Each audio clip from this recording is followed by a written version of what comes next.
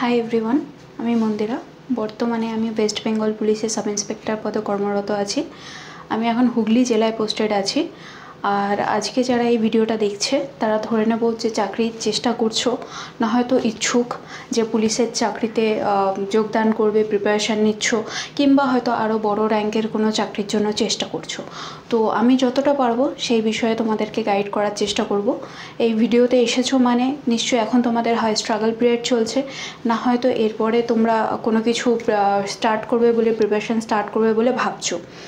তো আমি আমার স্টুডেন্ট লাইফ থেকে এখনও অবধি যে পজিশনে আছি আমি as a lady sub inspector of West Bengal police, তার আমার এক্সপিরিয়েন্স, আমার স্ট্রাগল, আমার প্রিপারেশান যা যা আছে যতটা পারবো আমি সংক্ষেপে বোঝানোর চেষ্টা করব। তো আমার ব্যাকগ্রাউন্ডটা শর্টে বলে দিই। আমি অ্যাকচুয়ালি ফুড অ্যান্ড নিউট্রিশন আর ডায়েটেটিক্সে এমএসসি করেছি। 2019 সালে আমি চাকরি পেয়েছি সাব ইন্সপেক্টর পদে। সেখান থেকে আমাকে 3টে স্টেপে এক্সাম ক্লিয়ার করতে হয়েছে। 3টে নয়, 4টে স্টেপে এক্সাম ক্লিয়ার করতে হয়েছে। প্রিলিমিনারি দিতে হয়েছে, মাঠ পাস করতে হয়েছে, মানে যেটা গ্রাউন্ড হয়, গ্রাউন্ড লেভেলের এক্সাম যেটা হয়, আমাদের রান থাকে, তাতে 400 মিটারের রান থাকে লেডি সাব ইন্সপেক্টরদের জন্য। আর তার সাথে আমাদেরকে মেন্স এক্সাম ক্লিয়ার করতে হয় আর ইন্টারভিউও ক্লিয়ার করতে হয়।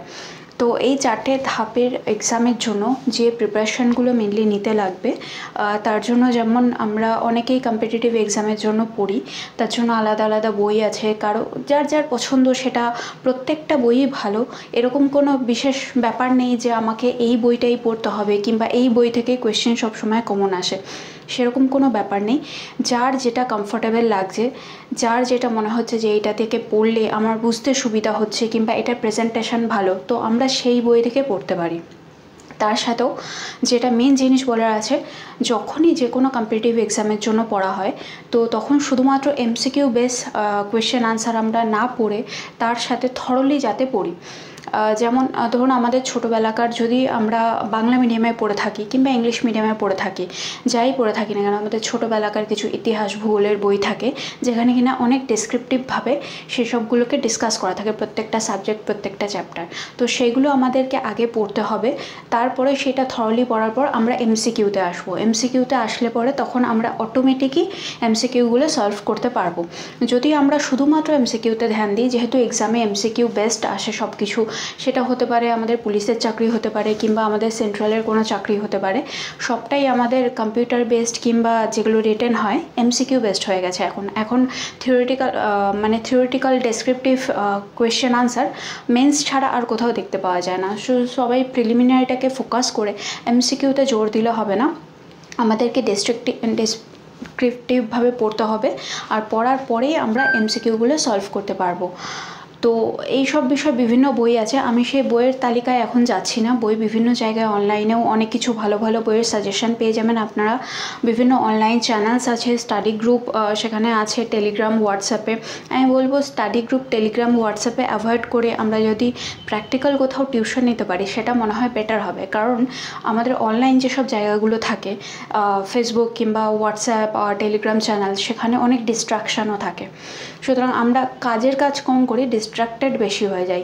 সেখানে না গিয়ে আমরা যদি অনলাইন কিছু স্টাডি ম্যাটেরিয়ালস কিনতে পাওয়া যায় সেটা কিনবো, কিংবা অনলাইন যদি এক্সাম দেওয়া যেতে পারে সেটা দেবো।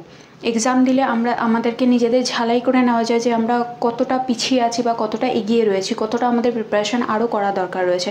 কারণ অনলাইনে অনেকের মধ্যে এক্সামটা যখন হয় তার র্যাঙ্কিংও দেখায় ওখানে, আর অনেক ধরনের মাল্টিপল চয়েস কোয়েশ্চেন্স, অনেক কিছু লেখা প্র্যাকটিস করার, ইভেন ডেসক্রিপটিভ টাইপেরও কোয়েশ্চেন আজকাল থাকে অনলাইনে। তো তার সাহায্যও আমি নিয়েছিলাম। তার সাথে সাথে আমি যেমন মাস্টার্স করতাম তখন 2018 সাল, সেই সময় আমি পাশাপাশি টিউশনে একটা ভর্তি হই। কারণ আমি দেখি যে টিউশন ছাড়া সেখানে আমি সেলফ স্টাডি করে পড়তে পারবো ঠিকই, কিন্তু গ্রুপ স্টাডিরও একটা দরকার আছে। গ্রুপ স্টাডিতেও অনেক কিছু জানা যায়, আর সেই গ্রুপ স্টাডি যেমন তোমার উইক পয়েন্টগুলোকে দেখিয়ে দেবে, তেমন তুমি সেখান থেকে নিজেকে আরও বেশি তৈরি করতে পারবে, প্রিপারেশান করতে পারবে। তো সেখানে তার জন্য আমি একটা টিউশনে ভর্তি হয়েছিলাম 1 বছর মতন। সেখানে আমি কম্বাইন্ড স্টাডি পড়তাম, সিজিএল কিংবা যেগুলো রেল আছে, ব্যাংকিং আছে, সেগুলোর জন্য পড়তাম। পাশাপাশি পুলিশের যখন ফর্ম ফিল আপের জন্য আমাদের নোটিফিকেশান বেরিয়েছিল, সেই টাইমে আমি স্পেশালভাবে এটাকে গুরুত্ব দিয়ে পড়েছিলাম। আর অনেকে একটা কথা বলি, অনেকে বলবে হয়তো যারা সিনিয়ররা রয়েছেন, বাবা মা কাকা জ্যাঠা, অনেকে অনেক কিছু বলবে। তো সেখানে হয়তো অনেকে বলতে পারে যে সবথেকে হার্ড যে এক্সামটা লাইক WBCS আছে, UPSC আছে, তার জন্য পড়াশোনা করো। তার জন্য পড়াশোনা করলে পরে তুমি যেগুলো মিডিয়াম লেভেলের এক্সামগুলো রয়েছে, যেমন কম্বাইন্ড লেভেলের হয় এক্সামগুলো, কিংবা PCS হয়, মিসলেনিয়াস হয়, তো সেগুলোকে ইজিলি ক্লিয়ার করতে পারবে। তো আমি বলবো কিছুটা কথাটা সম্পূর্ণটা সত্যি নয়, কারণ WBCS এর সিলেবাস আলাদা হয়, ব্যাঙ্কিংয়ের সিলেবাস আলাদা হয়, তেমনই UPSC সিলেবাস আলাদা হয়। সো সুতরাং সব জিনিসের সাথে সব জিনিস মেলালে হবে না, তারপরে গিয়ে কোনোটাতেই কোনোটা সম্পূর্ণভাবে তোমরা অ্যাচিভ করতে পারবে না, তখন গিয়ে ডিপ্রেশন আসবে। এই ডিপ্রেশন স্টেজটা কিন্তু আমরা সবাই পেরিয়ে আসি। সুতরাং আমাদেরকে ফোকাস করতে হবে আমরা কী চাই, কোন ধরনের চাকরি আমরা করতে চাই, কোন ধরনের স্টাডি করলে আমরা সেই জায়গাটায় পৌঁছাতে পারবো, যেটা কিনা আমাদের ড্রিম জব হোক কিংবা প্যাশন হোক। তো সেটাকে আমাদেরকে মাথায় রাখতে হবে, আর তার জন্যই ফোকাস করে তার জন্যই পড়তে হবে। তার জন্য কি পড়লে ভালো হয় না হয়, এখন অনেক কিছু অনলাইনে অ্যাভেলেবেল, কিন্তু অনলাইনে কিছু ইউটিউব ভিডিওতে কিছু MCQ দিয়েগুলো সেগুলোকে সলভ করে তার কমেন্ট সেকশানে গিয়ে কমেন্ট করে টাইম নষ্ট করা একদম অযথাই। মানে সেই সব না করে আমরা যেগুলো স্টাডি ম্যাটেরিয়াল আছে শুধুমাত্র সেইগুলো নিয়ে কাজে লাগানোটাই সবথেকে ভালো। আর তাছাড়া এখানে এখন আর নতুন করে কোনো কিছু সাজেশন দেওয়ার নেই, প্রত্যেকেই পড়ছেন, প্রত্যেকেই জানেন যে কিভাবে কি পড়তে হবে না হবে। যদি কোনো কোনো বই, কোনো সাজেশান, কোন গ্রুপের সাথে পড়লে কিংবা কোন অ্যাপ দিয়ে স্টাডি করলে সুবিধা হতে পারে ইন ফিউচার, সেটার জন্য যদি জানতে চান তাহলে এই ভিডিওর লাস্টে আপনারা কমেন্ট করবেন। কমেন্ট করলে পরে সেখান থেকে আরও কিছু সাজেস্টিভ ভিডিও আপনাদের জন্য তৈরি করে দেওয়া হবে। আর এই স্ট্রাগল স্টেজটা তো সবাই পেরিয়ে আসে।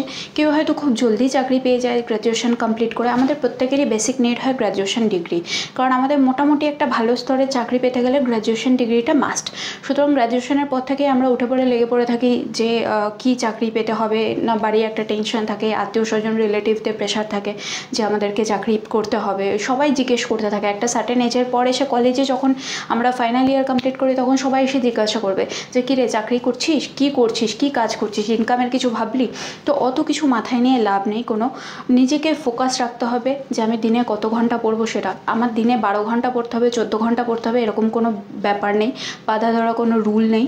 অনেকেই হয়তো খুব স্টুডিয়াস হয় যারা কিনা এক ধারে বসে পড়তে পারে, টানা 10 ঘন্টা 12 ঘন্টা পড়তে পারে, রাত জেগে পড়তে পারে, কিন্তু শুধু যে সেরকম পড়লেই আপনি কিছু বিশাল কিছু অ্যাচিভ করে নেবে আর বাদবাকিরা পারবে না, সেটা একদমই ভুল কথা। অনেক মিডিওকার স্টুডেন্টরা আছে যারা কিনা সিভিল সার্ভিস এক্সামস ক্র্যাক করছে, যারা কিনা যাদের প্যাশন আছে পুলিশে আসার, পুলিশের সাব ইন্সপেক্টর হোক কিংবা পুলিশের WBCS র্যাঙ্কের অফিসার যারা রয়েছেন, DSP র্যাঙ্কে যারা হয়, তো সেসব এক্সামগুলো অনেকেই ক্র্যাক করছে। কিন্তু তারা এরকম নয় যে খুব মেধাবী স্টুডেন্ট, তারা খুব ভালো নামি দামি কলেজ থেকে পাস আউট হয়েছে, কিংবা তারা ইঞ্জিনিয়ারিং স্টুডেন্ট হবে, কিংবা তারা খুবই ভালো মানে পড়াশোনায় ফার্স্ট লেভেলে যারা আসে, ফার্স্ট সেকেন্ড থার্ড হয় স্কুলে, সেরকম হতে হবে, সেরকম কোনো মানে নেই। দিনে যদি 6 ঘন্টা আমি পড়ি, সেই 6 ঘন্টাটা আমি আমার বেস্টটা দেবো। সেই 6 ঘন্টাটা আমি চাইবো আমার ফোনটাকে সুইচ অফ করে রাখার জন্য। সুইচ অফ করে রাখলে কি হবে, আমি আশেপাশে যে ধ্যান ধারণা, হঠাৎ করে ফোনে একটা নোটিফিকেশান আসলো, হঠাৎ করে মনে হলো আমার ফোনে একটা গেম ইনস্টল রয়েছে, সেই গেমটা খেলি। তো এই সব ডিস্ট্র্যাকশানের থেকে আমি দূরে থাকবো। সেই জন্য আমি যদি 4 ঘন্টা পড়ি দিনে, সারাদিনে 5 ঘন্টা পড়ি কিংবা 6 ঘন্টা পড়ি, সেইটুকু আমার যাতে সলিড পড়া হয়। আর আমি এমন করব না যে আমার এই জায়গাটা আমার উইক আছে, কোনো সাবজেক্টটা আমার উইক আছে, তার মানে সেটাকে আমি অ্যাভয়েড করে যাবো না। উইক সাবজেক্টটাকে আমি বেশি করে পড়বো, বেশি করে টাইম দেবো। একটা টাইম পর আপনি বুঝতেই পারবেন না যে উইক সাবজেক্টটা কখন আপনার ফেভারিট সাবজেক্ট হয়ে গেল। তো যে জায়গাটা উইক আছে, যেটা বেশি ভয় লাগছে, যেটা বেশি কঠিন লাগছে, সেটাকে বেশি করে টাইম দিতে হবে। আর একটা কথা যেটা বলার, সেটা হচ্ছে যে আমাদের পুলিশের এক্সামে যেটা সাবজেক্ট আছে, সাবজেক্টে মেন্সে পেপার হয় বেঙ্গলি ইংলিশের একটা ডেসক্রিপটিভ টাইপের পেপার থাকে। তো তাতে বেঙ্গলি গ্রামার আর ইংলিশ গ্রামারের উপর খুব জোর দেওয়া হয়। তো সেখানে যেসব লোকাল নিউজ পেপার আছে, তাতে যে লেখনীগুলো আছে, বেঙ্গলি আছে, ইংলিশ ভার্সন আছে, সেগুলোকে খেয়াল করলে অনেকটাই সড়গড় হওয়া যায় সেই বিষয়। প্লাস ইংলিশ হোক বা বেঙ্গলি হোক, গ্রামারগুলোকে ধ্যান দিয়ে পড়তে হবে। আর নিউজ পেপার খুলে আজকাল প্রচুর হাবিজাবি নিউজ থাকে, সেই সবে ধ্যান দিয়ে লাভ নেই, সেসবগুলোকে আপনি বাদ দিন। বাদ দিয়ে যেসব সবথেকে ভালো হয় আমার মতে নিউজ পেপারের পিছন দিক থেকে স্টার্ট করা। পিছন দিকে থাকে কি খেলার খবর থেকে স্টার্ট করলে অনেক কিছু কোয়েশ্চেন ওখান থেকেই চলে আসে। আর নিউজ পেপার যদি গল্পের মতন পড়ি তাহলে মনে রাখতেও সুবিধা হয়। এরকম নয় যে আমার সেটাকে মুখস্থ করতে হবে, মুখস্থ করলেই মাথায় একটা প্রেশার সৃষ্টি হবে যে এই জিনিসটাকে আমার মনে রাখতে হবে, তা না। যে কোনো জিনিস আমি যখন পড়ছি ইন্টারেস্ট নিয়ে পড়বো, তার ব্যাকগ্রাউন্ডটা পড়বো। নিউজ পেপারে যদি একটা নিউজ দেখি, সেই নিউজের আরও কিছু কিছু ব্যাকগ্রাউন্ড থাকে। গুগল ফোন আছে সবার কাছে, গুগল করে নেবো যে এই নিউজটার ব্যাকগ্রাউন্ডে আর কী আছে, এই নিউজটার সাথে কানেক্টিভ কী আছে। যদি অলিম্পিকের নিউজ থাকে, অলিম্পিকে কী কী গেমস আছে, কী কী কারা কারা খেলোয়াড় আছে, কোন গেমটা এখন বেশি আলোচিত আছে, সেগুলো নিয়ে আমরা দেখব। তো একটা যে কোনো টপিকের সাথে অনেক টপিক কানেক্টেড থাকে। একটা যে কোনো টপিক আপনি খাতাতে লিখে নেবেন, খাতাতে লেখার পরে সেই টপিকের সাথে সাথে যদি 10-12টা পয়েন্ট থাকে সেটাকেও 1, 2, 3, 4 করে মার্কিং করে আমরা লিখে নিতে পারি। তো এইভাবেও অনেক কিছু, অনেক পড়া আমরা একসাথে অল্প টাইমের মধ্যে করতে পারি। মেনলি আমার যে কোনো এক্সাম ক্র্যাক করতে গেলে হার্ডওয়ার্কের থেকেও আজকাল স্মার্ট ওয়ার্কটা বেশি দরকার হয়। তো আমার ডেডিকেশন দরকার হবে, আর সেই এক্সামের প্রতি আমার প্যাশন, কিংবা আমার এই চাকরিটা পেতে হবে, এই চাকরিটা করতে হবে, আর আমার মধ্যে এনাফ কনফিডেন্স থাকতে হবে যে আমি এটা করতে পারবো। এরকম নয় যে আমি ক্লাসে 1 থেকে 10-এর মধ্যে থাকতাম না, কিংবা আমি ভালো স্টুডেন্ট ছিলাম না, আমি এইচএসে ভালো নাম্বার পাইনি, তার মানে এই নয় যে আমি চাকরিটা পাবো না। নিজের মধ্যে সেই কনফিডেন্সটা রাখতে হবে যে আমি এই জিনিসটা ঠিক করেছি, মানে আমি এটা করতেই হবে। আমাকে একটা ডেডলাইন দিতে হবে যে 1 বছর টাইম কি 2 বছর টাইম, এই টাইমের মধ্যে আমি এই প্রিপারেশানটা করব। তাতে কি হবে, হয়তো আপনি চাকরিটা পেলেন না, কিন্তু এই চাকরিটা না হলেও অন্য চাকরির জন্য আপনি অনেকটা এগিয়ে যাবেন, বাকিদের থেকে এগিয়ে যাবেন। So all the best future প্রিপারেশানের জন্য। Thank you.